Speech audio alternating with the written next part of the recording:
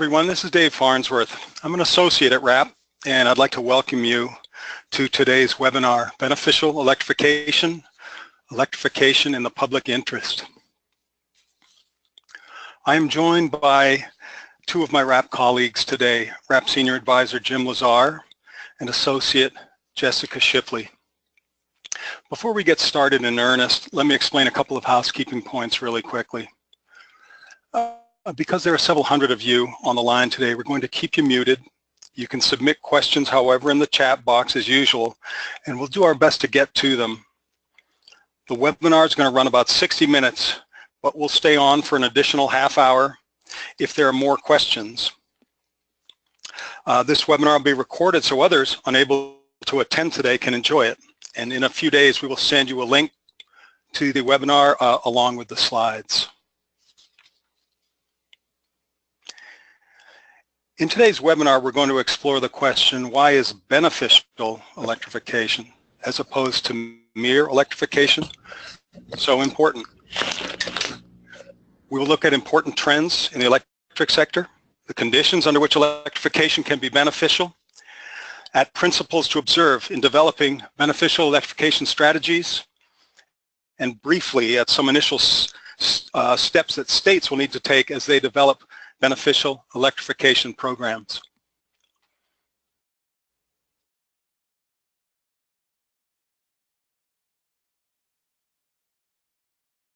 Examining fuel choice has never been a simple task. In 1989 and 1990, I worked on a couple of studies on fuel switching. These studies found that converting customers from electric heat to gas heat would save consumers money and actually save natural gas, which was the swing electric generating fuel in the West at that time. Today's studies show a different result. So what's changed? Just about everything. In 1989, wind and solar were not viable economic resources. The best heat pumps had a coefficient of performance of about 2. Heat pump water heaters were not commonly available. The best natural gas generating plants had about 42% conversion efficiency. Today it's all different. Wind and solar are coming in at 2 and 3 cents per kilowatt hour.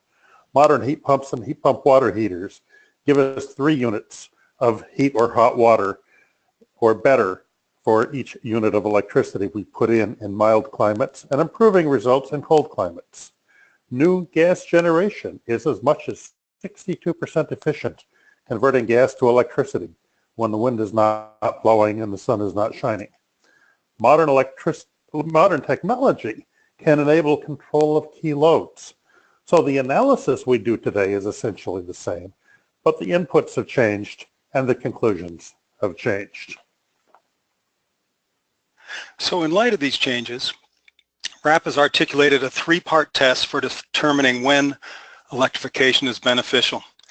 We consider a project or a measure to represent beneficial electrification if it meets one or more of the following 3 criteria without adversely affecting the other 2. 1, it saves consumers money over the long run. 2, reduces environmental impacts. And 3, enables better grid management. Now, before we discuss beneficial electrification specifically, we want to explore briefly some of the changes underway in the electric industry that Jim just alluded to. So the first important change underway in the power sector is the falling cost of renewable energy. In 2017, the Public Service Company of Colorado reported the results of its all-resource request for proposals. This was 238 projects totaling 60,000 megawatts and included median bids of 3 cents per kilowatt hour for solar and less than 2 cents per kilowatt hour for wind. The Excel bids are not unique, although Colorado does have favorable solar and wind conditions. We've seen similar costs for wind in Oklahoma and solar in Nevada. This is really cheap energy. So let's compare this to the operating costs of existing traditional power plants. USEIA annually publishes the variable operating costs of different types of power plants. For 2016, the last year that they published, coal costs an average of 3.7 cents per kilowatt hour just for fuel and operating costs, ignoring the capital investment in those existing units. Gas was a little lower at 3 cents per kilowatt hour and nuclear cheaper still at 2.5 cents. But these are just averages, so about half of the generating units cost more than these numbers. And those are the units that are at grave risk of becoming economically obsolete. Now, if we put these side by side, we can see that wind is coming in at less than the fuel costs alone for coal and gas, and solar for less than the operating costs of coal or gas. This means that a utility that has plenty of capacity should still consider buying wind in order to reduce fuel costs and therefore customer bills. Even if it keeps the old plants available for times when the wind is not blowing, they will have lower total costs. As we take steps towards electrification, this is one of the trends that will drive us toward a lower cost and lower emission future. There are also many new and innovative electrical end uses. Here are two that are well known. Here we're looking at a heat pump to provide space heating and an electric vehicle.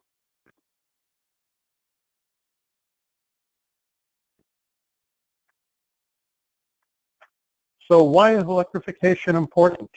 It's at the center of many of the innovations that we're seeing. Many of these things are happening already. A new home built today might have any of these features. A heat pump for heating and cooling. A grid-integrated water heater, turning on when rates are low, storing hot water for when we want to use it. An electric vehicle in the garage, solar on the roof. An ice storage system for the air conditioner to keep that load off peak. And a storage battery to help avoid peak prices and for backup when the grid is down.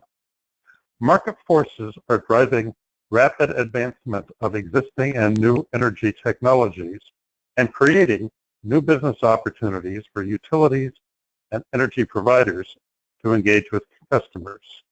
There's a bright new future dawning. Things have changed, and we should not expect tomorrow to look like yesterday. Thanks, Jim. So let's start here with a question. Is all electrification created equal? The answer is no. Certainly not all electrification is beneficial. Now, most of us know that if we all start charging our EVs when we get home at night, at the end of the day, if we heat water as soon as we shower in the morning or prepare dinner and wash dishes in the evening, we'll exacerbate already expensive and often dirty electric system peaks. If, as electrification grows, we're not thoughtful in the way we manage this new load, we'll create unnecessary distribution and transmission costs and pollution effects to the detriment of all ratepayers and our state economies. So what makes electrification beneficial? And how can it help consumers and utilities and state economies better position themselves in the future? As I mentioned earlier, and I'm going to repeat here, we consider a project or a measure to represent beneficial electrification if it meets one or more of the following three criteria without adversely affecting the other two. Saves consumer money over the long run, reduces environmental impacts, and enables better grid management. Let's look more closely at each one of those conditions and see how they might work with a simple example. So to illustrate this test, we're going to use the example of oil versus electric heat pump water heaters. While there are only a couple million oil water heaters in the country, it's an easy example, and it'll be useful to illustrate.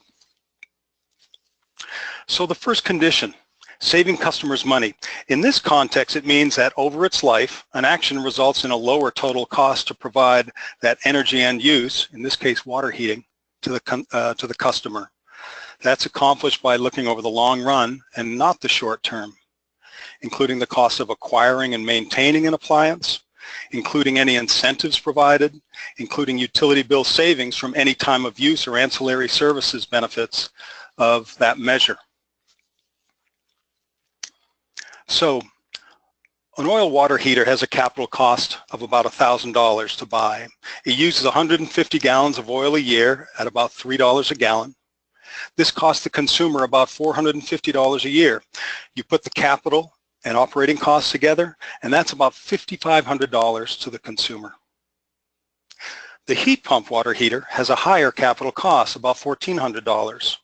Uses about 1,500 kilowatt hours a year. With a national average price of about 12 cents a kilowatt hour, that's about $180 a year. So over 10 years, the consumer will spend about $3,200 and save a couple $1,000s when compared to an oil-fired water heater. Our second condition, reducing environmental impacts, means that the emissions of the grid with the electrification measure are lower or cleaner than the emissions of the fossil fuels that are being replaced in providing that consumer end use.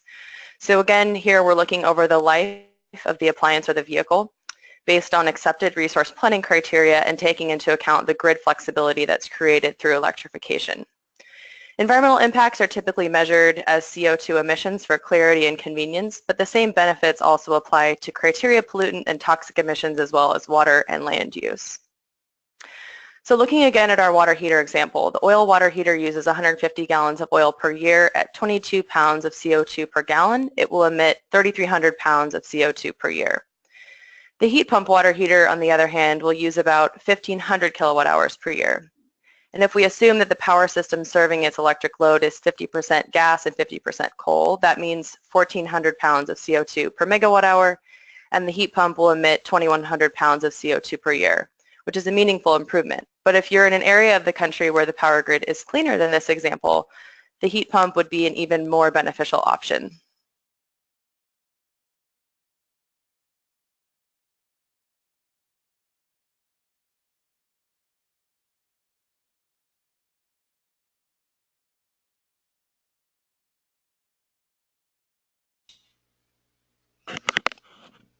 Jim, are you able to hear us?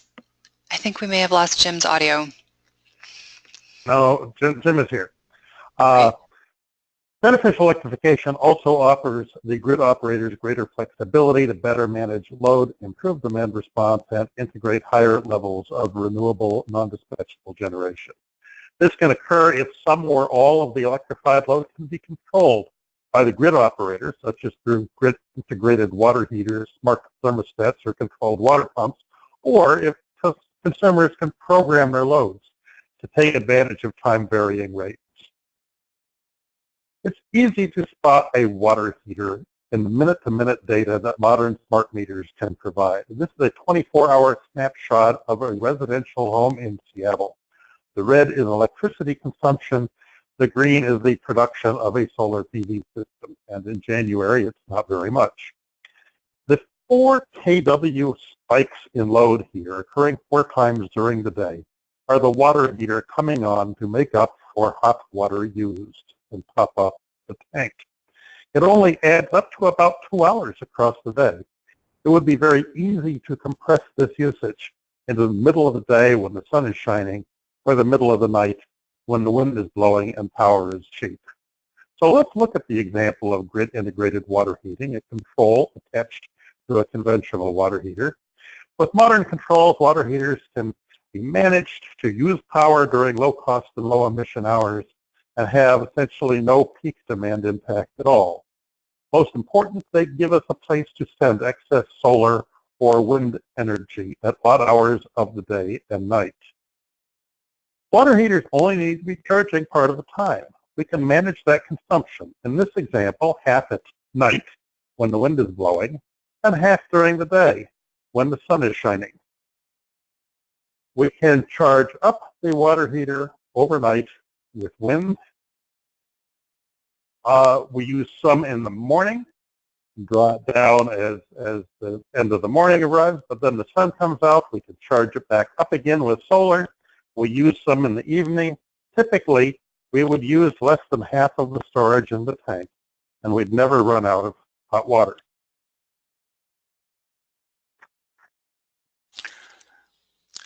Thank you, Jim. We're going to stop right here for any clarifying questions. I see one. Is the heat pump you're referring to a ground source or air source heat pump? Mike, we're talking about air source heat pumps. So I think we can continue on. Not seeing any others. So let's recap what we've looked at for a minute here. These 3 conditions we've just talked about form the basis for analyzing the suitability of electrification efforts and for determining whether or not they're beneficial. But we want to emphasize that, however, that while fundamental to beneficial electrification, these conditions only characterize potential benefits and probably won't occur automatically. To help ensure that they do, we've articulated 6 principles to observe in developing and evaluating electrification strategies. We think that observing these principles will increase the likelihood that electrification will develop in a manner that serves the public good and produce the benefits we've been describing.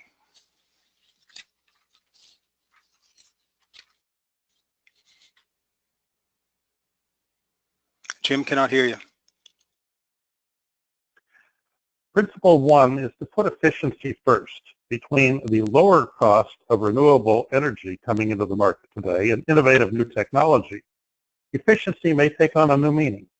The right analysis will still identify the least cost and highest value resources over their lifetime. As long as energy efficiency is the lowest cost choice among resources, it should be the first choice in policy making, planning, and utility acquisition. But for example, switching from petroleum to electricity for transportation may save us energy and money at the same time it cleans up our air and improves our international balance of payments. The energy in 1 gallon of gasoline will take us about 25 miles in a typical gasoline-powered automobile. The same amount of energy in the form of electricity will take us more than 100 miles. That's one form of efficiency. But it matters quite a bit where those kilowatt hours come from. As the grid gets cleaner over time and low-cost wind and solar become more dominant, the shift from petroleum to electricity for transportation will save us money and reduce air emissions. Principle 2 is to recognize the value of flexible load for grid operations. So unlike traditional electricity load, much of the new electrification load does not need to be taken from the grid at the same time it is used. This flexibility allows it to serve as either thermal or electrical energy storage. For example, by controlling a water heater, it can be charged up when the sun is shining or the wind is blowing, rather than during the dirtier or more expensive system peaks. And that flexibility has value. It can help grid managers to enable adoption of greater amounts of clean generation and save customers and utility companies money through the more efficient use of the power grid. This figure illustrates how these flexible loads can be useful. So this is a well-known duck curve illustration from the California ISO with a typical 24-hour period shown on the horizontal axis and the megawatts of capacity on the vertical. So for a utility where there's a lot of solar being added, the demand from other power plants on the system dips in the middle of the day, that red circle there. Then as the solar energy decreases towards the end of the afternoon, the system needs to ramp up to meet that peak from about 6 to 8 p.m. And this is a real challenge for grid operators. So how can flexible load help? Well, workplace charging of EVs and daytime charging of other appliances, like water heaters, can take advantage of that abundant solar power. And smart charging at home can help us reduce the early evening peak. So this simple management strategy results in less need for capacity to ramp up from mid-afternoon to early evening to serve system peak. The flexibility of this load and the options it then gives grid managers is one reason why we think it's beneficial electrification. Flexible load is also valuable because it can help renewable energy production be more efficient and thus more cost-effective. So this slide is an illustration of the penetration of wind resources in wholesale power markets around the country, the yellow dots there, and the various levels of curtailment, the blue bars, of those resources between 2008 and 2016. In 2016, for example, ERCOT curtailed over 800 gigawatt hours of wind energy, which is about 1.5% of its total wind potential generation. Across all 7 regions shown in the graph, total wind energy curtailment in 2016 was nearly 4,000 gigawatt hours, or roughly 2% of potential. If electrification can move load, it can reduce curtailment and the waste of this clean renewable energy. Again, this is one of those ways that these new electrification loads can be beneficial to the system. Principle 3 is understand the emissions effects of changes in load. Knowing the fuel used at different times of the day to power devices like heat pumps and EVs, in other words, the generation source, is crucial for determining the overall emissions impacts of electrification. We know that power sector emissions are going down. In May, this year, EIA reported electric sector fossil fuel consumption in 2017 was the lowest it's been since 1994. Put another way, nationwide, today's power sector emits the same amount of CO2 it did a generation ago in 1993, although it produces nearly 30% more electricity annually. This is due to changes in demand, fuel mix, and to improvements in electricity generation technologies. Because electrification will add load, knowing a system's marginal emissions will be useful. In this figure, for example, we see that in PJM between 2012 and 16, coal went from being on the margin 60% of the time to about 45% of the time. We also see that natural gas increased about 30%, from 30 to about 45%. This figure illustrates a particularly dirty day for the New England ISO. Even on this day, however, in most hours, the dirtiest plant available for dispatch falls below 1,400 pounds per megawatt hour, represented by the red line here. That's the threshold we use in the oil to heat pump water heater example we were just discussing. Let's remember, the efficient water heater is flexible, and when it can be charged, it's flexible in when it can be charged and only needs to run about 3 hours per day, opening up an opportunity for beneficial electrification. We should add that while determining marginal emissions is important as electrification programs get underway around the country, it'll also be important to have an overall sense of emissions that one should expect, as significant amounts of electrification load are added to the nation's electricity grids. So in addition to understanding marginal emissions, getting a sense of future total emissions will also be useful, and thus likely to require the use of power sector modeling. This leads us to our principle number 4. Use emissions efficiency to measure the air impacts of beneficial electrification. Now, despite using more kilowatt hours of electricity, if electrification is beneficial, then consumers will use less energy overall, thereby producing fewer pounds of pollution per gallon of hot water produced or per vehicle mile traveled. This is a significant step beyond energy efficiency business as usual and the way energy savings have been separately accounted for in the past. In other words, as kilowatt hours of electricity, therms of gas, or gallons of petroleum products. Beneficial electrification adopts a total system efficiency viewpoint and seeks to recognize the reduction in the use of primary energy. Let's look at an illustration of emissions efficiency using the investment in one water heater as an example. Now, this figure illustrates relative emissions efficiencies between an individual standard natural gas water heater and alternatives. The horizontal axis represents a more or less carbon-intensive electricity grid. The vertical axis shows more or less energy-efficient appliances, like this one in the middle. The standard gas water heater is shown here at the center of the two axes. It's intentionally represented as a solidly colored square because its energy efficiency and its emissions efficiency are not likely to change. Now, the Energy Star gas water heater is more efficient and thus less carbon intensive, placing it a little to the right and above the standard gas water heater. The operation of a standard electric resistance water heater, lower left, is shown as a rectangle with gradient coloring, because it has a wider horizontal range of potential emissions efficiency, depending on the carbon intensity of its source of electricity. As the carbon intensity of the system in which it is located decreases, cleaner resources end up meeting this load more often. The emissions efficiency of the electric resistance water heater will improve. Now, to the right, another electric resistance water heater that can be controlled to turn on when emissions are low and pause when emissions are high can be even more emissions efficient.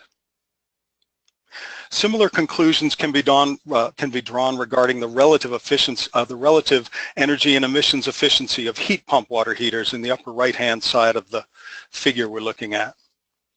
Both are characterized as rectangles with gradient coloring, again, because depending on the emissions associated with the generation serving this load, their emissions efficiency will change, moving them farther to the right or to the left. Now, before moving on, I want to emphasize several important points that this figure underscores. First, the context in which these individual water heaters are used will differ. Consequently, so too will their emissions efficiency. Having information on emissions is thus necessary to understand and evaluate the full benefits of electrification. Second, emissions efficiency of an electric water heater can actually improve. This, of course, is due to the related improvements in the carbon intensity of the fuel, in other words, the electricity they use, and from market forces driving cleaner, more efficient generation and lower cost resources into the generation mix. Now, barring the replacement of natural gas by cleaner biogas, for example, the opportunity for increased emissions efficiency of anyone's electric water heater is a key characteristic that's not shared by fossil fuel-fired water heater. Another reason why electrification managed correctly can be beneficial.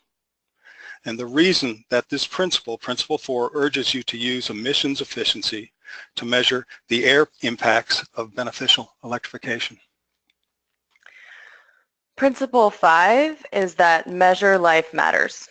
Energy-related investments, whether they're made by utilities or homeowners, are long-lived. Generation, transmission, and distribution assets can have expected useful lives of 30 or 40 years or longer, while a home water heater or lighting fixture can last more than a decade.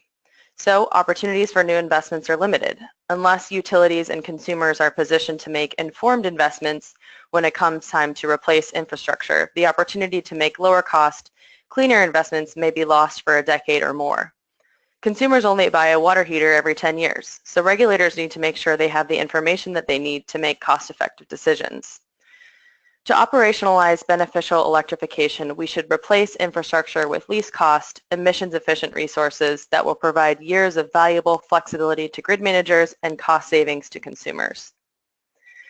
The lives of investments are particularly important for beneficial electrification because, as Dave just described, the emissions efficiency of electric end uses will improve as the power sector reduces its environmental footprint. This picture illustrates how, for a purchase of an individual water heater, over on the left-hand side of the graph, the electric water heating technologies become cleaner over time. And no matter how emissions efficient they may be today, the fossil-fueled option will not change much, if at all, over its useful life. So in jurisdictions where the regional power grid is rapidly decarbonizing, it's worth considering electrification, even before end uses are more emissions efficient than the fossil-fueled alternatives they replace. Principle 6 is to design electric rates to encourage beneficial electrification. Utilities already know that customers are willing to shift their consumption to cheaper hours of the day if the financial incentive to do so is meaningful. Using rates to signal value to consumers is not a new strategy. For example, Great River Energy in Minnesota has been offering its customers lower cost water heating for over 30 years by controlling the water heaters and buying energy at a lower rate at night and using it to charge hot water heaters. They're now doing that more and more with wind. Our papers on smart rate design are guides to improving electric rate design. Rate design should make the choices that the customer makes to minimize their own bills consistent with the choices they would make to minimize system costs. This illustrates the summer 2018 residential time of use rate for the Sacramento Municipal Utility District customers. Rates are much higher during the on-peak period. Rates are much lower during off-peak hours from the rates at the time of the system peak. People, in response to this rate, will program their smart water heaters to take advantage of lower off-peak rates, install smart thermostats to pre-cool their homes and avoid the peak, and perhaps invest in ice storage, air conditioning, or batteries where these make economic sense. We know from experience that price can influence when electric vehicle owners charge their vehicles at home. First, some data from Dallas, where customers face a flat energy rate. People tend to come home plug in their cars, and lots of charging occurs from 5 to 10 p.m. in the heart of the early evening peak period. Conversely, in San Diego, where a much lower TOU rate kicks in at midnight, people set the charge controllers in their vehicles to follow the rate design. Most of it occurs after midnight, not during the system peak. This will be the way that utilities can better manage the grid and signal value to consumers.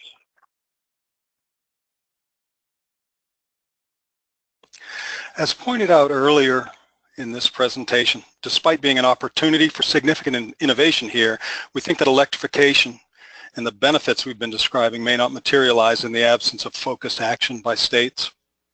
In addition to encouraging you to adopt a three-part test and use the 6 principles to help you operationalize for beneficial electrification, we strongly encourage states to adopt a policy framework that will help in developing your new policies and carefully dovetailing this work with your existing policies.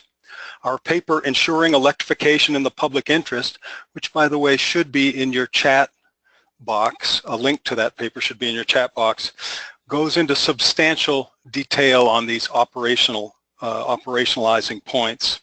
What I'm going to do is make a few general observations here about initial steps that states might consider making to secure these benefits of electrification. In developing your policy framework, start by developing and prioritizing goals. The first step in developing any effective policy actually is to articulate why it's being created. A beneficial electrification policy should be no different. You should ask questions like, what are our state's economic development targets? What are our carbon targets? Do we have zero emissions vehicle goals? It's also important, obviously, to identify barriers to the achievement of those goals. Barriers might include the prohibition some states have on utility company load building activities or recovering costs of fuel switching. Efficiency standards being limited to saving kilowatt hours or therms of gas.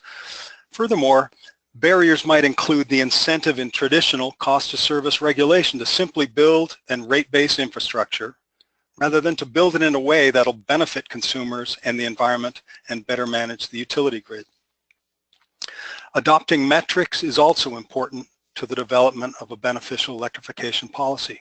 Of course, relevant criteria and metrics are essential to tracking progress towards the goals we set. Metrics in this context could include, for example, the number of EVs sold or heat pumps installed in low-income neighborhoods, the quantity of emissions avoided, fossil fuel savings, or peak demand reductions. Not only can states use metrics for tracking progress, they may also wish to revisit traditional cost of service regulation and adapt some of these metrics to develop performance incentives for their utilities. Addressing timing is also important, and this is just a simple observation. Policymakers should recognize that the development and implementation of beneficial electrification programs represent a long-term and sustained effort. It's also very important in this context to identify all likely affected participants and to establish a fair and open process that'll ensure the effective exploration of electrification issues in your jurisdiction. Collaboratives lend themselves to addressing these many broad policy questions. They're flexible. They can be set up to address a full suite of issues that may arise from the first steps, in other words, from program design all the way to adapting an established program to changing conditions that you find are applying. Over the last several years, state commissions in Maryland, Minnesota, Rhode Island, Illinois, for example, have hosted collaboratives on emerging energy policy issues such as this one. Their experiences could be very useful to their sister states as they undertake similar efforts. So we encourage you to look more closely at these operations-related issues in our paper, Ensuring Electrification in the Public Interest. As we've noted, that paper is just out, and it's the first of 4 papers that we're going to be doing on beneficial electrification. We'll publish papers that look more closely at space heat, water heat, and electric vehicles later this summer and fall. At this point, Jim is going to leave us with a couple of thoughts before we go to the questioning session. Things can change quickly. In this 1900 New York City parade. Do you see any automobiles? Well, yeah, there is one in there.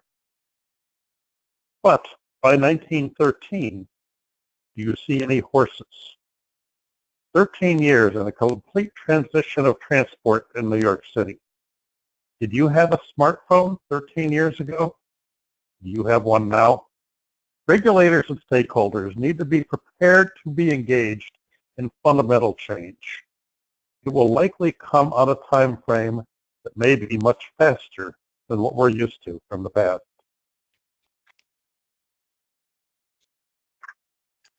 Thank you, Jim. Thank you, Jess. Well, let's start in with the questions. They're coming in fast and furious. So, Jess, maybe this one's for you. How can we ensure that low-income households are not left behind or left to foot the bill for technology they can't afford to adopt? Okay, well, so I think there are two really important aspects of that question. The first is about how low and moderate income households can partake in the benefits that we've been talking about today. We need to not assume that the electrification options that work for some households will work for all households. So regulators and policymakers should design programs with the active participation of members of different communities so that solutions can be designed to address actual challenges that people are facing. So maybe an example is, a utility transportation electrification program for a low-income community might be more effective if it's focused on car sharing, which can make EVs accessible to apartment dwellers rather than installing level 2 chargers in garages. And also, delivering programs that reach disadvantaged communities might be an appropriate role for regulated utilities, given that the private sector might be slow to invest there. The second aspect, I think, of the question is related to the challenge that low-income consumers will face in a more pronounced way than other consumers with respect to the upfront purchase price of some of the technologies that we're talking about. And I think the first thing we should be looking at is whether utility programs can help with those upfront costs. So for example, if heat pump water heater loads can be controlled, as we've been talking about today, utilities can harness that value that provides to their system and use those cost savings to help provide assistance with the upfront purchase price for certain customer segments. And then secondly, we need utilities to make sure that they're offering off-peak charging rates and make sure consumers are educated and empowered to utilize their devices during those times, because as we saw, the savings can be really meaningful. I think lastly what I'll say, I think let's not assume that the upfront purchase price of electric technologies will always be higher than the alternatives. For example, for folks considering purchasing a used vehicle, oftentimes an EV is a cost-competitive option with a comparable gasoline option. So those are some of my thoughts, Dave. Pass it back to you. Thanks, Jess. Thank you. Jim, how much should large fleet operators care about the demand load they put on the grid? Well, that's going to matter, a lot more if the rate designs are unfavorable. If they're facing high demand charges, they're going to be very careful about when they put large loads on the grid. If the utility offers them a smart charging rate, as Southern California Edison is doing with its transit system, then they're going to be in a position to charge their fleets at pretty reasonable costs. It really comes down to the rate design of the utility. If it has a progressive rate design, we have a paper on smart non-residential rate design that minimizes demand charges and focuses prices on time of use rates, and in particular critical peak and on-peak time of use rates. They'll be able to find low-cost periods to charge the vehicles. Thanks, Jim. I'm going to take the following question, but please feel free to chime in, you all, after I have a go at it. Can you talk about examples of states or cities implementing beneficial electrification? I'm going to give several examples, but I'm going to focus on one with a little bit more detail. So growing out of the System Integration Rhode Island process, the SIRI process, the governor of Rhode Island asked regulators in that state, stakeholders, to develop what ended up being called Power Sector Transformation Initiative. And that effort developed 4 streams of work. Utility business models, grid connectivity, functionality, distribution planning, system planning, and beneficial electrification. And this process went on for a number of months this last year.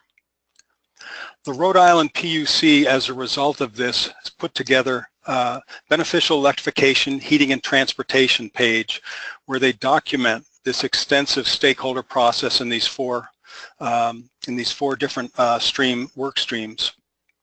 And I recommend that to listeners because it'll give you a sense of the scope and the scale that Rhode Island's effort involved. Several weeks ago, a multi-stakeholder group in Rhode Island submitted a settlement proposal in National Grid's pending rate case that encompasses probably all of the issues that were discussed in that process that started these last couple of years in Rhode Island, including, of course, different aspects of electrification. We recommend monitoring that case to see how Rhode Island operationalizes beneficial electrification. So just to summarize something. Oh, sorry, David. Go ahead, Jim. Go ahead. I wanted to bring up one other city. The city of Palo Alto, California, is a municipal electric and gas utility,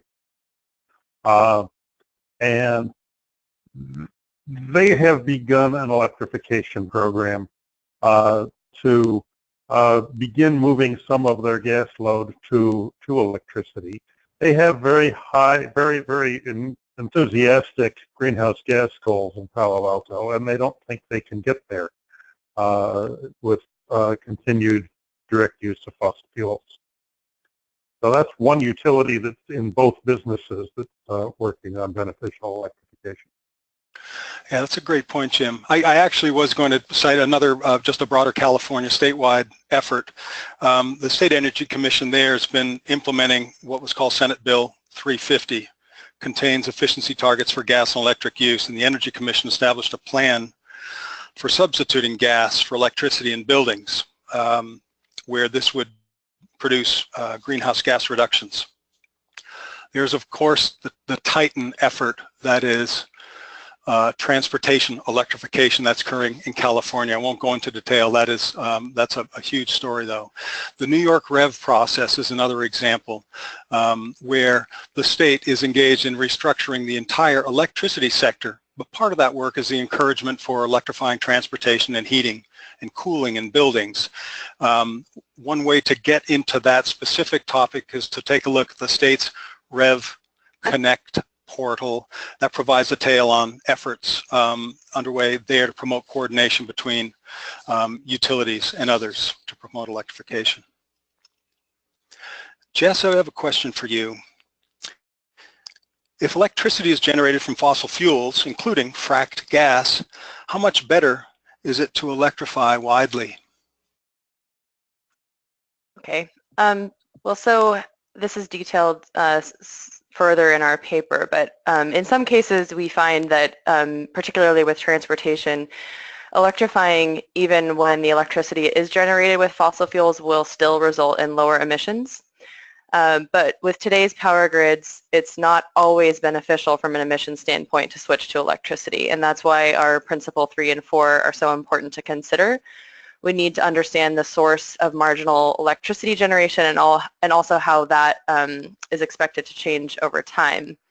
And the fact is that we are largely expecting the nation's power grids to continue getting cleaner as low-cost renewables are driving this, which is why looking out over the lifetime of an investment when we're assessing cleanliness is also a step.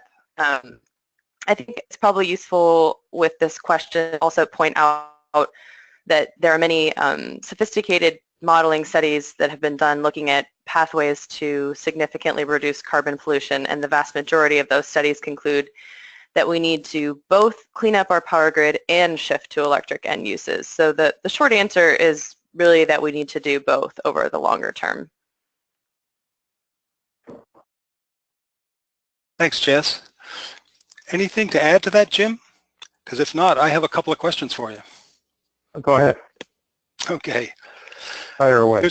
There's a general question here about tariff design for EVSE, electric vehicle supply equipment, the charging infrastructure that electric vehicles are going to need. And then tagged onto that, what changes are needed to energy efficiency policy to support beneficial electrification? So I'll start with the tariff design for electric vehicles. The key is going to be time varying rates that allow vehicle owners enough low cost hours to charge.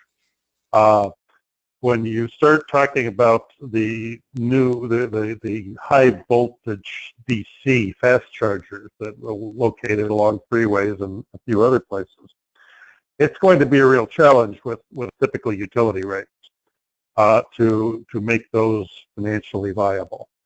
But they're only intermittent loads and spread across the grid at the generation and transmission level.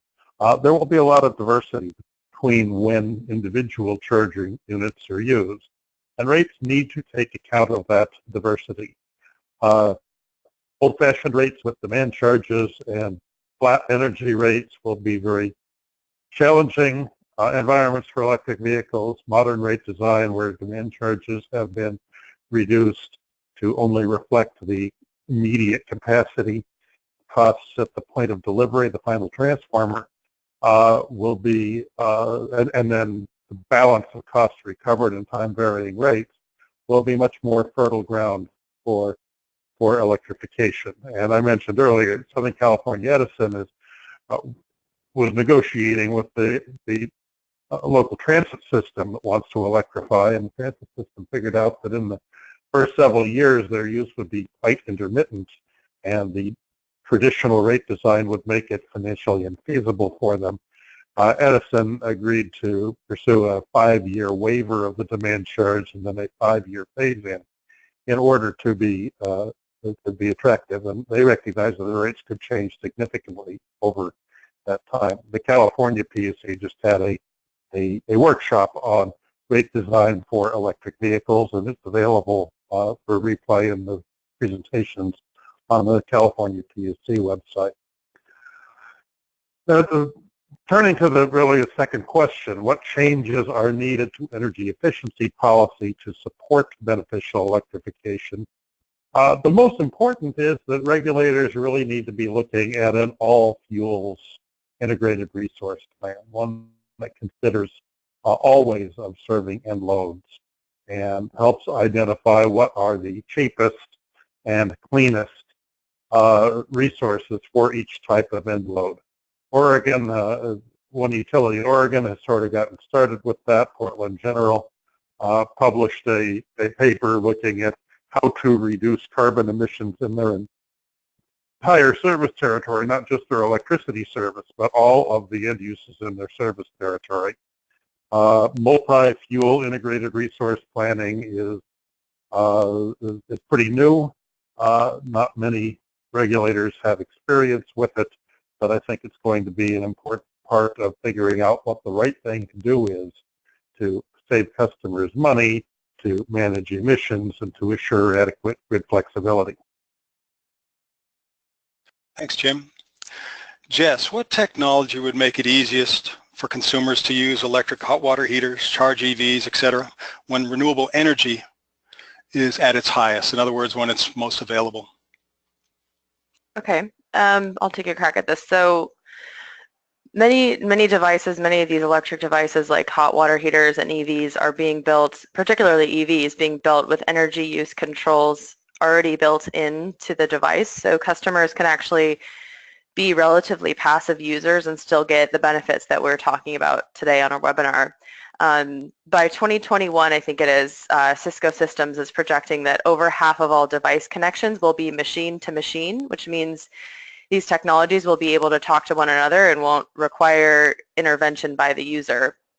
And with the information that's coming in from grid operators about what resources are on the margin, these are the types of things that will enable that future of cleaner and cheaper, more precisely managed energy use that we're talking about today. Thanks, Jess. Jim, anything to add to that? Yeah, let me add one thing to that. There is an effort that I learned about through the ACEEE, the American Council for an Energy Efficient Economy, of an effort to get a uniform socket installed on major appliances, water heaters, refrigerators, laundry equipment, and so forth, that any utility could plug a control device into.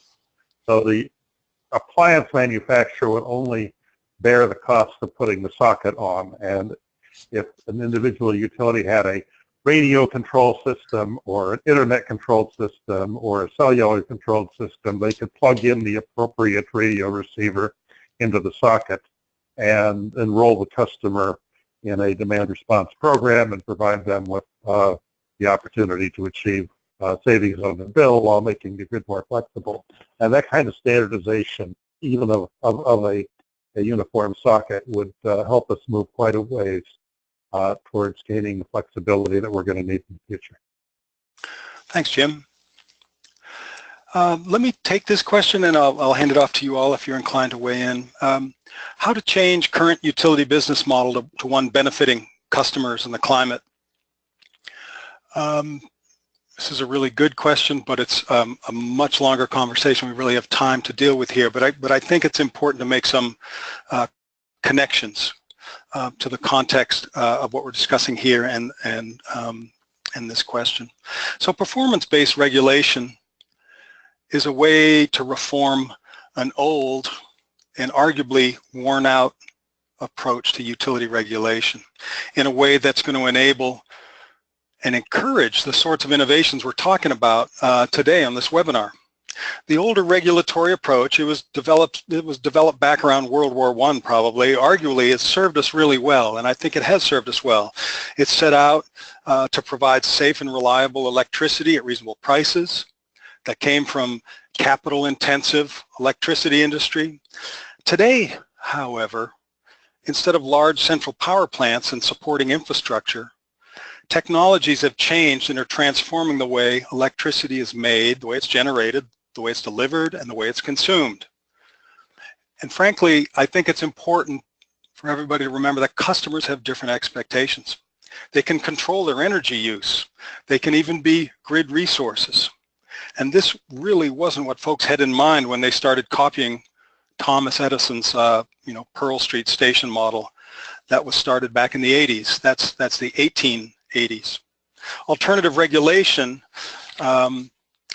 or performance-based regulation can be really useful to regulators in this context. It's going to help them recognize the value that electric utilities bring to customers by enabling these innovative technologies, these smart solutions and grid management benefits we've been talking about. These electric sector changes mean there's increasing interest in motivating regulated entities in other areas beyond traditional cost of service regulation. So performance-based regulation can provide the right regulatory framework to connect these goals we've been talking about and the targets we're trying to meet and the measures for utility performance.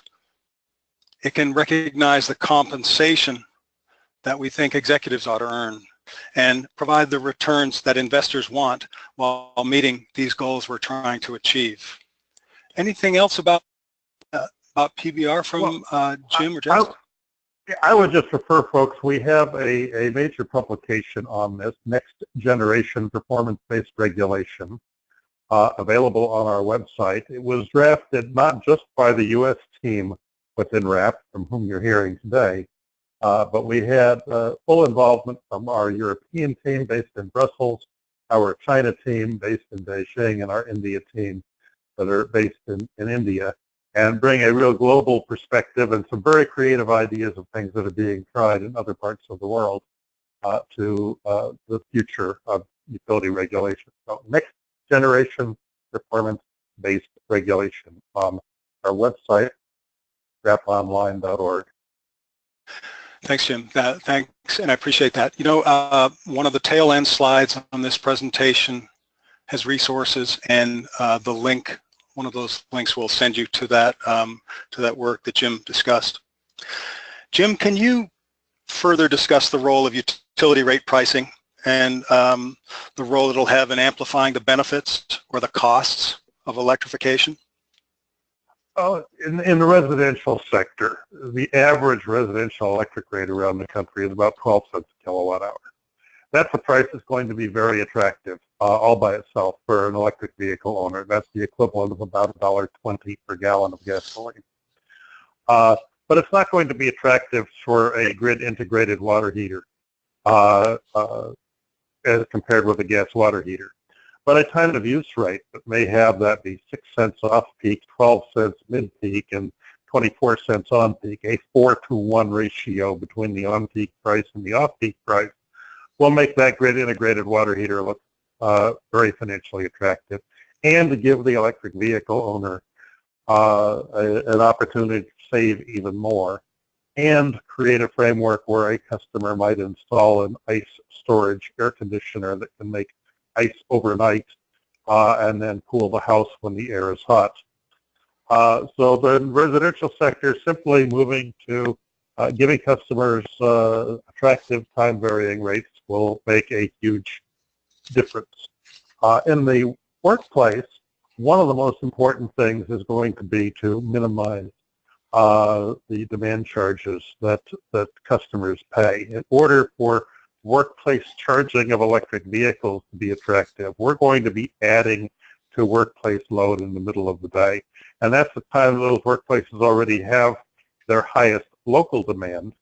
But as more and more solar comes onto the system, it's going to become, and already has in California, a relatively cheap time of the day. We're going to want people who drive electric vehicles to work to plug them in, to soak up some of the sun power that's coming into the system. Then moving away from demand charges towards time of use energy rates, and as they've already offered in Hawaii, having a midday time of use rate be the cheap time of the day, will make it attractive for workplaces to offer their employees workplace charging. And that means that people won't have to have range anxiety about being able to get home at the end of the day from work. They'll know they'll be able to get a charge while they're at work. So those are really the two things, is minimizing the fixed and demand charges, moving to time varying rates, giving people an opportunity to find a cheap time of day to charge their vehicle or heat their water, and add technology to allow them to shift their load around in time will be the important rate design changes we need to see. Thanks, Jim. There's this question. Is there specific statutory authority that legislatures should consider enabling commissions to pursue beneficial electrification? Because this is the United States and there's so many jurisdictions, it shouldn't be a surprise, I guess, that the answer is that this is done in many different ways. So first off, legislation could mandate the adoption of the three-part test we've discussed here. That would be fine. But beneficial electrification, when you look around the landscape, it's being enabled in so many different ways. You look at California and the carbon goals they've adopted, and the effects that those carbon goals have had on the transportation goals that they've adopted. And you look at, for example, we all know that clean transportation goals are a major force behind the state efforts to develop markets for EVs, based on the point that Jim made earlier on about cross-fuel efficiency.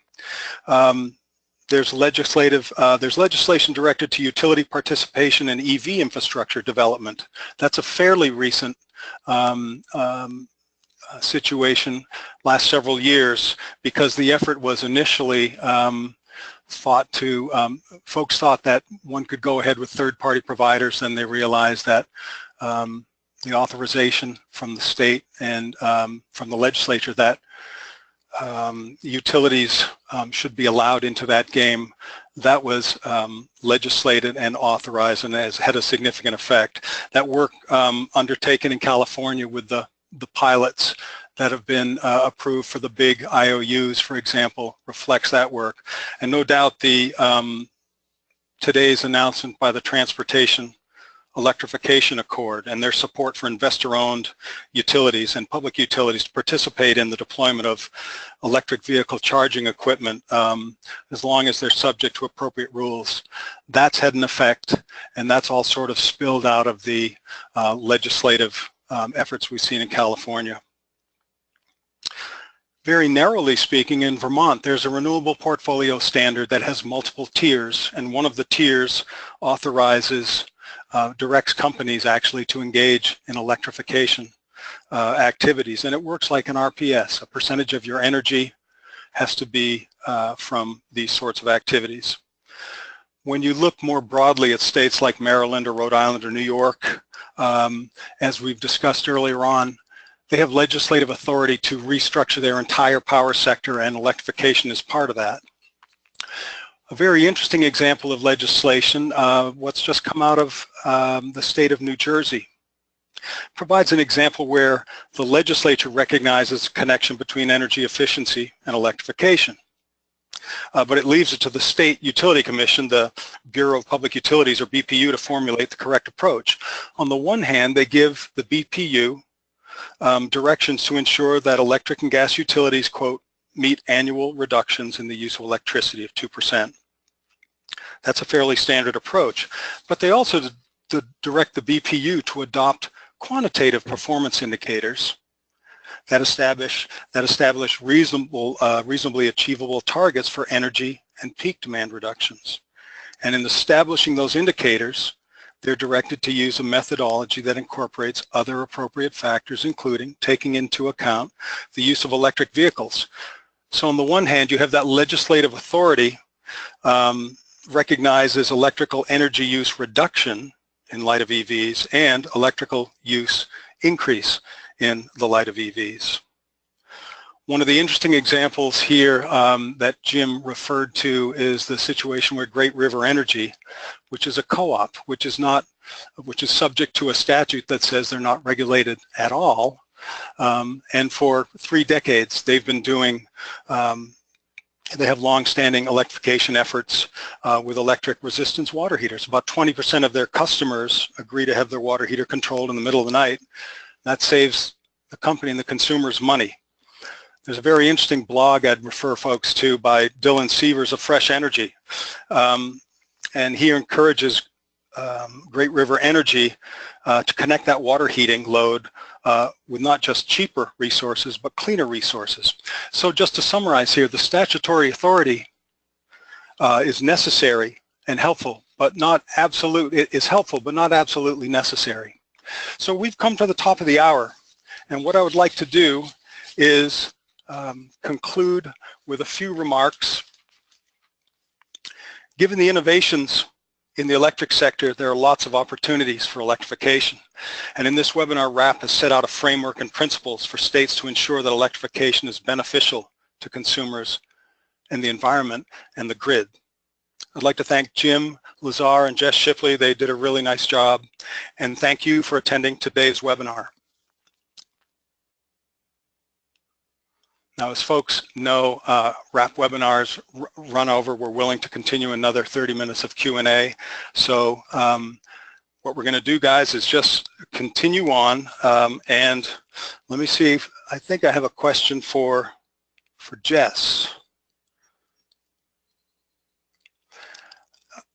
Jess, can you talk about the benefits of electrification for renewable supply and how that changes as the ratio of renewables shifts? Okay. Well, as more renewable energy comes online, as we talked about earlier, flexible load from electrification of these new end uses can help us address some potential curtailment issues. So if you're able to coordinate this new load with new renewables, you could take advantage of clean power for those end uses. Now, different regions have different types of renewable resources available, and those resources have different profiles. So electrification programs and utility rate designs, as Jim was discussing, will need to be specific to the circumstances, and also pay attention to how the circumstances may shift over time, as the question kind of alludes to the quantities of different resources on the system changing over time. I think that's what I would say to that question. I don't know if Jim has anything to add. Jim? Okay, if you have nothing to add, or are you muted, Jim? Yes, both of the above. You have something or nothing to add? I have nothing to add, and I was muted. Okay. Well, Jim, how about this question? How commercially ready and cost-effective are technologies to replace natural gas building heating with electricity? In mild climate areas, the southeast United States, the West Coast, very ready to do so immediately. There'd be, if you're replacing a central air conditioner, it's probably a great time to put in a heat pump and use that as your primary source of space heating, and a heat pump water heater is your primary source of water heating. In very cold climates, the performance is improving. There are increasing number of products available. There often is still a need for a backup heating source, and there's some innovative technology in that area that I think will become more prevalent in the upper Midwest. There are electric resistant storage space heaters that can charge up when power is very cheap in that part of the country, usually with wind, and then store that in a very condensed form to provide backup to a heat pump during the relatively few hours of the month when heat pump performance isn't very good. So, simple answer is terrific in mild climates, and some emerging technology that's going to help us in the very cold climates.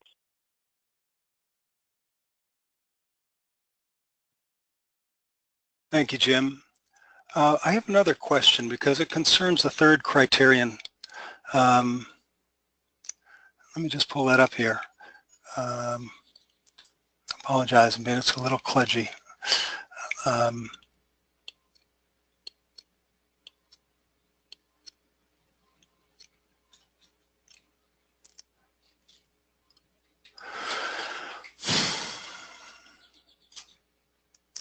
Thanks for bearing with me, folks. The last criterion, enable better grid management, seems to come from an electricity system perspective. What about the lost sales for non-electric fuel suppliers? Can it be considered beneficial if it benefits the electric system but hurts other fuel suppliers? Well, it's kind of interesting, and regulators generally, seem to think that replacing petroleum use, an unregulated fuel, with either gas or electricity is generally beneficial, but have a much more difficult time with the question of gas on electric competition, because they're both regulated industries, and regulators know that if the gas utility sales decline, it's going to have some issues with revenues and income that the regulator is going to have to address. And I think that's important for regulators to be aware of, to think about in advance. In those states that have very aggressive carbon reduction goals, regulators will need to consider whether the gas business itself is viable over the long run, and begin thinking about how to possibly oversee the gradual phase out of an entire industry. But I don't think that's imminent. I don't think that the replacement of natural gas is anywhere near as great an economic and environmental opportunity as the replacement of petroleum, which if somebody wants to worry about the international oil companies' revenues and income, I don't think it's going to be the utility regulator doing that. Thanks, Jim. Jess, I believe you used the duck curve slide. For the duck curve slide, unless you're switching an electric water heater to an electric heat pump, are you still impacting the ramp up we need to shift load, and if it's an oil water heater, like in your example, would be helping the efficiency of the grid, but not load shifting. Am I correct on this? So if I understand the question correctly, I think what we would want to see happen is if we're shifting from an oil water heater to an electric water heater, in our example, a heat pump water heater, we still want to be concerned with when that heat pump water heater is using the electricity grid. So we wouldn't want it to run during those really stressed system peak periods, that 6 to 8 p.m. Peak. We'd want to shift it using smart rate design or controls to other parts of the day. The heat pump water heater is just as capable to move its load around as a traditional electric water heater might be as well. So it could be controlled to run during the middle of the day or the middle of the night as well. Dave, do you think that answers the question, or do you want to rephrase? I think you've got that. Jim, anything to add to that?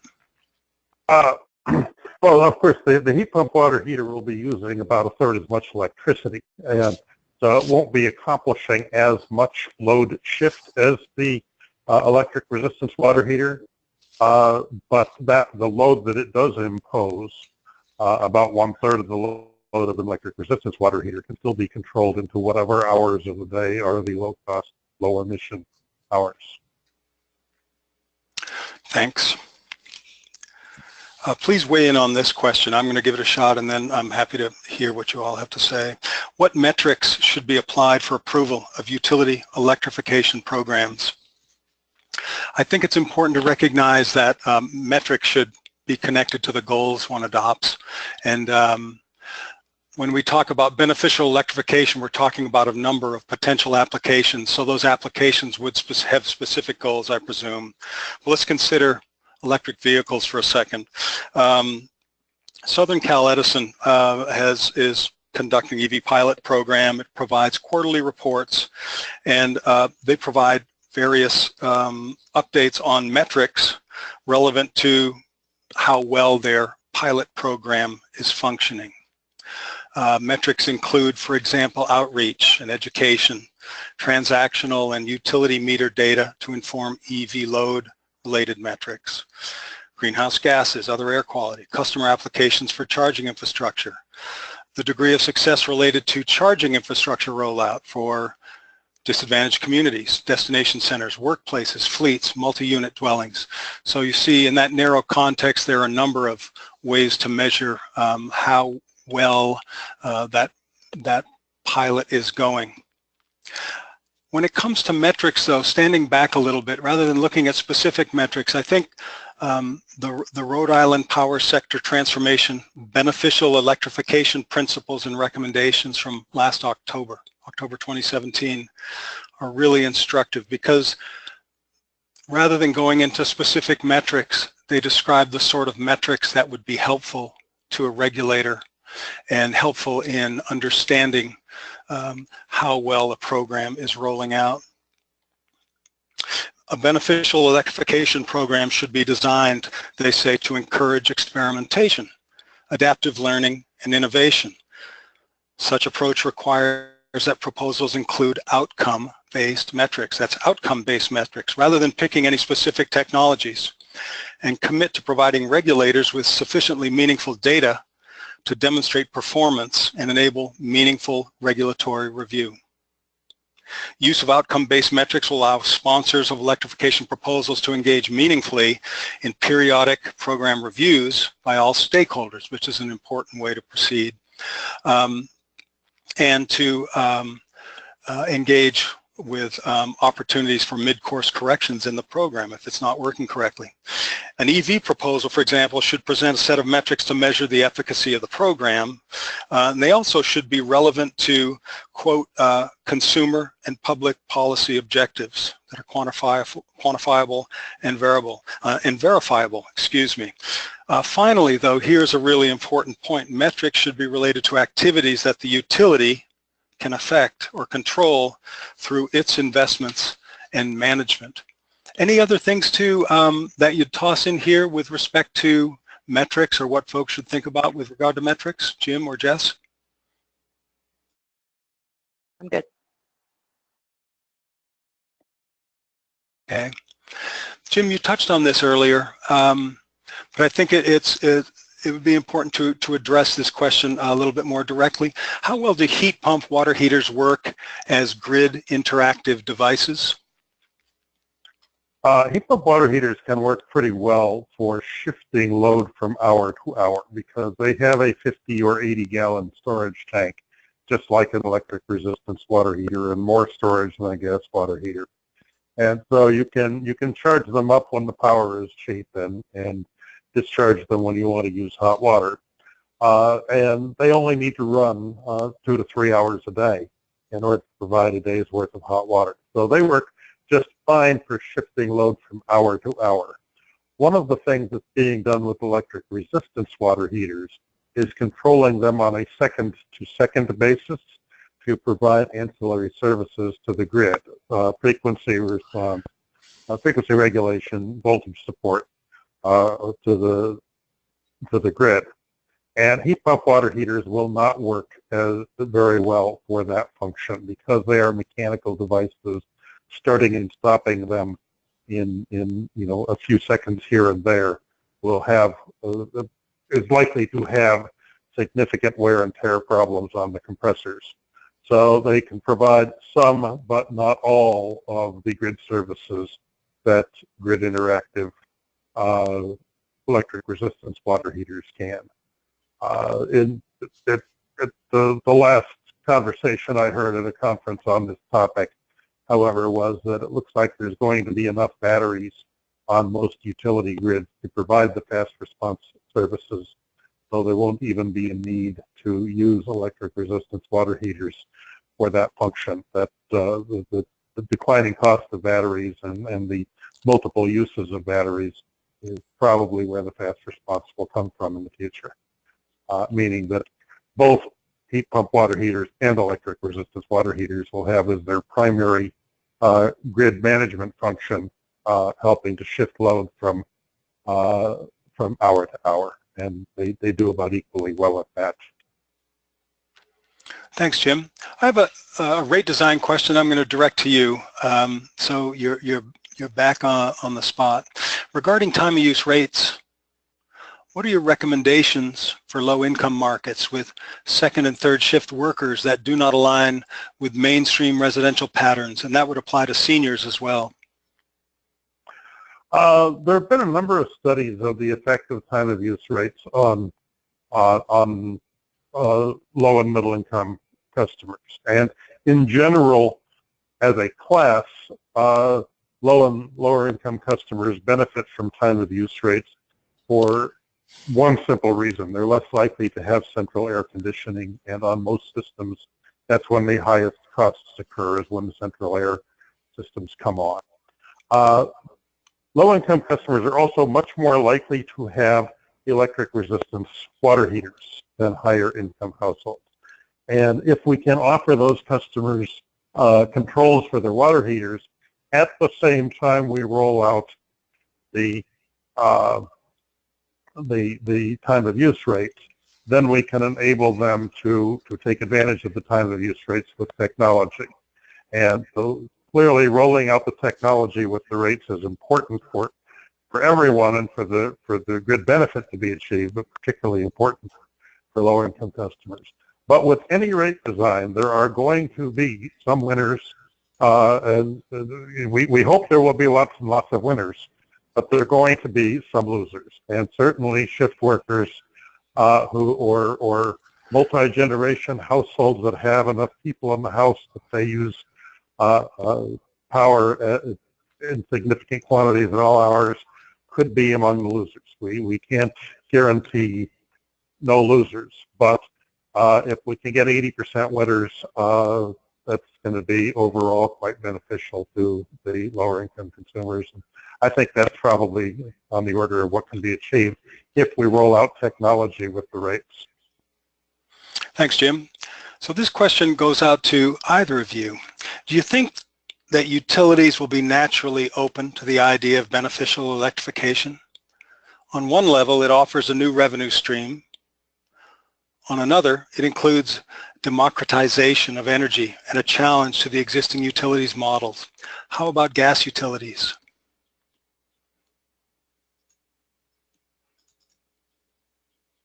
Well, gas utilities have been, in a sense, the beneficiaries of the fuel switching programs of the past. In my state, Washington State, two of our large utilities, Puget Sound Energy and Vista Utilities, had electric to gas heat and electric to gas water heat fuel switching incentive programs in place for many, many years. Those programs have been terminated or suspended. The Washington Commission is looking at the old beneficial, is the era when that was the right thing to do behind us. But the gas utilities need to be a partner in the planning. It may be that there are some new subdivisions where it doesn't make sense to run gas. It may be that there are some areas in their service territory where the infrastructure is wearing out, and one needs to do a pretty serious look at whether it makes sense to renew and replace that infrastructure and add to the gas rate base, or it makes sense to convert loads in certain nodes over to electricity and avoid the need to rebuild gas service territory. These are the kinds of tough questions regulators are going to have to think very hard about in ascertaining whether electrification should be a programmatic effort in their state or simply left to market forces. Being able to plan when electric capacity may need to be increased, and plan when fossil fuel infrastructure may be able to be retired can be valuable to assuring continuity of service for consumers. And that's probably the most important thing from a regulator's perspective, is making sure that houses are warm, the water is hot, milk is cold, and the customers are happy.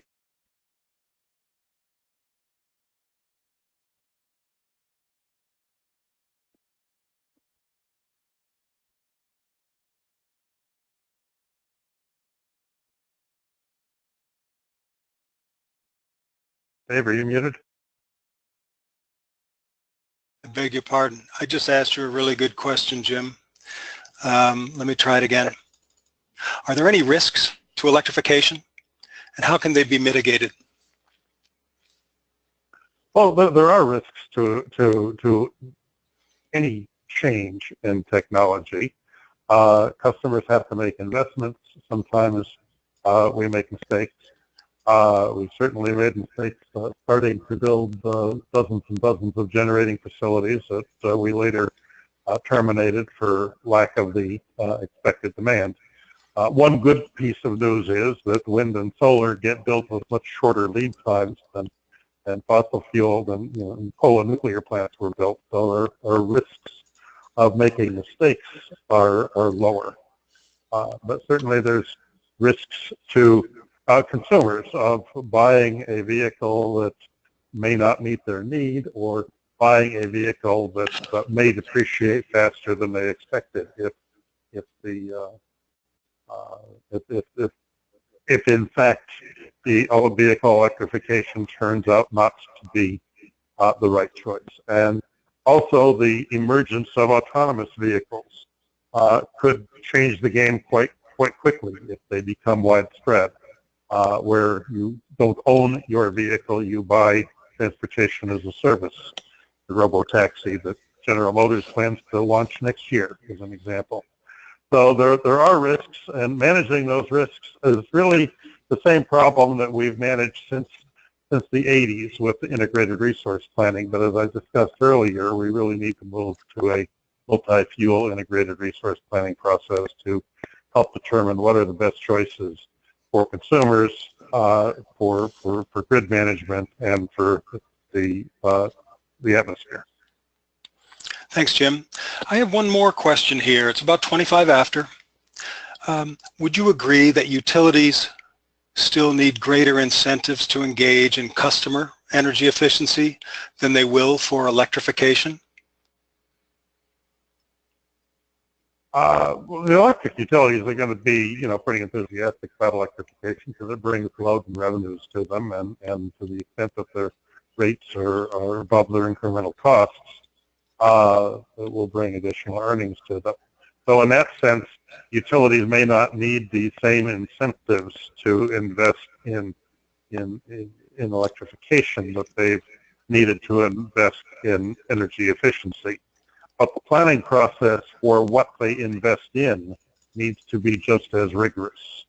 Not every space heat conversion will be cost effective for the consumer, and not every conversion technology is going to be beneficial to the grid. And if we build a lot of load that is concentrated in peak hours, then we're going to have to build electric generation to serve that peak load and transmission and distribution capacity. And at that point, it's not going to be beneficial. So the planning process needs to be as rigorous as it was, but the financial incentives to utilities will likely need to be significantly less significant. The incentives to consumers to install grid-integrated water heating, smart thermostats, ice storage, air conditioning, those incentives may still need to be in place. These are significant capital cost burdens for homeowners. They're real obstacles for renters, and the same lessons that we've learned in energy efficiency of how to get people to adopt cost-saving new technology are going to be applicable in electrification.